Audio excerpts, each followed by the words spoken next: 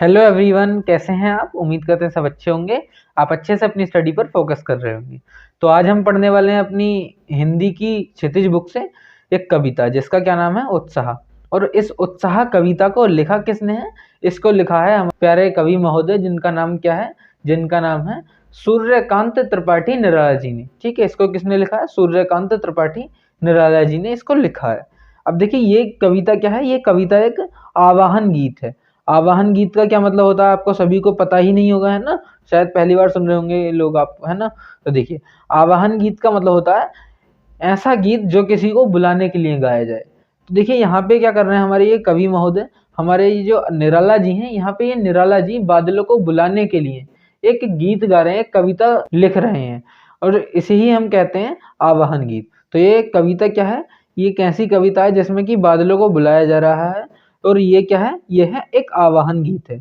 कविता एक आवाहन गीत है। ठीक है, तो इतना समझ गए आप। तो ये यहाँ पे जो है कुछ ऐसी परिस्थितियों का वर्णन किया गया है जो कि जब क्रिएट होती हैं, जब उत्पन्न होती हैं, जबकि बादल आते हैं और बरसते हैं, गरजते हैं। ठीक है, जब बादल गरजते हैं, बरसते हैं, तो जब भी जो कुछ परिस्थितियां उत्पन्न होती हैं, तो कुछ ऐसी परिस्थितियों का यहाँ पे वर्णन किया गया है इस वाली कविता में।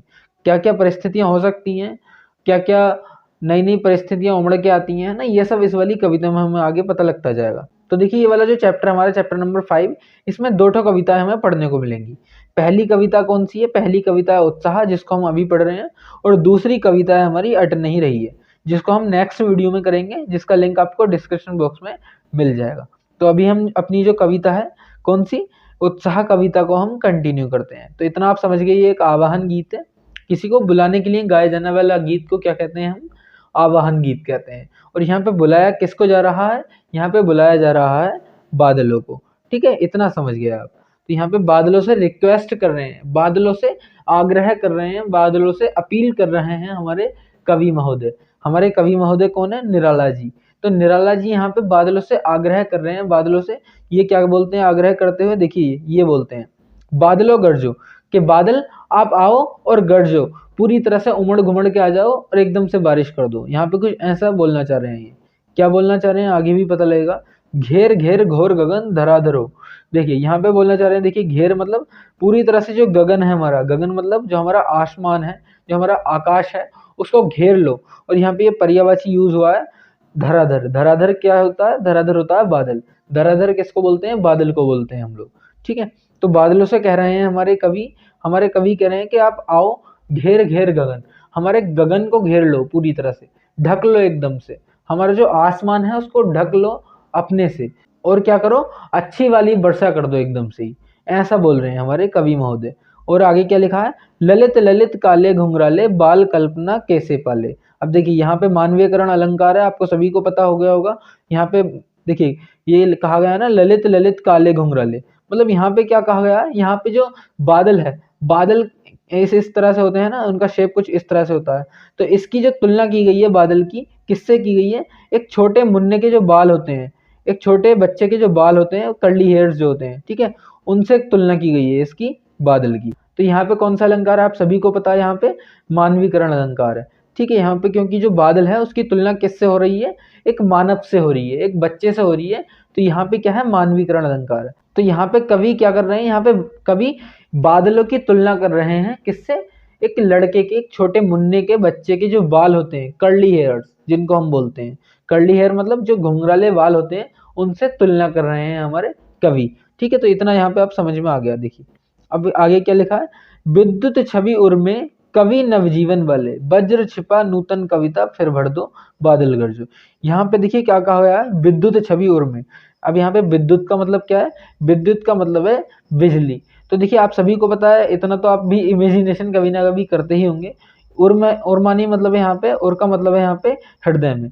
जो हमारे बादल होते हैं, जो बादल आते हैं आसमान में, तो उनके हृदय में क्या होती है? विद्युत होती है। विद्युत मतलब उनके हृदय में बिजली होती है। इतना आपने भी कभी ना कभी इमेजिनेशन किया होगा कि जब बादल एक दूसरे से टकराते हैं तो क्या होता है? बिजली तड़कती है ना। तो यहाँ पे उसी को कहा गया है कि विद्युत होती है उनके उर में। उर मतलब उनके हृदय में, उनके दिल में क्या होती है? बिजली छुपी हुई होती है। तो यहाँ पे कहा गया है कि बादलों के हृदय में विद्युत छुपी हुई होती है, बिजली छुपी हुई होती है। ठीक उसी तरह जो कवि होते हैं, कवि लोग होते हैं, कुछ कवि लोगों की भी भावनाएं उसी तरह होती हैं। जब वो नूतन कविता मतलब जब वो नई कविता को लिखने वाला होता है, उसके मन में भी बहुत सारे विचार आने लगते हैं, उसके मन में भी नई नई कल्पनाएं आने लगती हैं, नए नए विचार उमड़ के आने लगते हैं। ठीक है, तो यहाँ पे एक दूसरे की तुलना हो रही है यहाँ पे। तो देखिए यहाँ पे कहा गया है जो बादल होते हैं, बादल के हृदय में आप सभी को पता है विद्युत होती है। तो ठीक उसी तरह की भावना किसके मन में होती है, कवि के मन में होती है। जब वो एक नूतन कविता, नूतन मतलब नई कविता को रचने वाला होता है, उसके मन में भी नए नए विचार उत्पन्न होने लगते हैं कि मुझे ये चीजें अपनी कविता में मेंशन करनी है। ठीक है, नूतन मतलब होता है नया, इतना समझ गए आप। चलिए, फिर भर दो बादल गरजो। क्या करो, ये जो हमारी धरती है इसको भर दो पानी से, बरसात करो और बादल गरजो। बादलों से आग्रह कर रहे हैं कवि फिर से कि बादल आप गरजो, आप बरसो। ठीक है, यहाँ पे कवि आग्रह कर रहे हैं, रिक्वेस्ट कर रहे हैं बादलों से। और देखिए आगे क्या लिखा है, आगे लिखा है विकल विकल उन्मन थे उन्मन, विश्व के निदाग के सकल जन। यहाँ पे लिखा है ना, देखिए यहाँ पे लिखा है विकल मतलब होता है व्याकुल। जब बारिश बहुत दिनों से नहीं होती है तो क्या हो जाते हैं लोग, व्याकुल हो जाते हैं। व्याकुल मतलब परेशान हो जाते हैं काफ़ी ज़्यादा। यहाँ पे निदाग का मतलब है गर्मी से काफ़ी परेशान हो जाते हैं लोग। तो यहाँ पे ये लिखा भी है, देखिए सकल जन मतलब सारे लोग। तो सारे लोग जो होते हैं, सारे जन, सकल जन मतलब होता है सारे जन। तो सारे जन जो हैं, सारे लोग क्या हो जाते हैं, व्याकुल होने लगते हैं। जब बहुत दिनों से बरसात नहीं होती है तो गर्मी बढ़ने लगती है, तो व्याकुल होने लगते हैं, परेशान होने लगते हैं।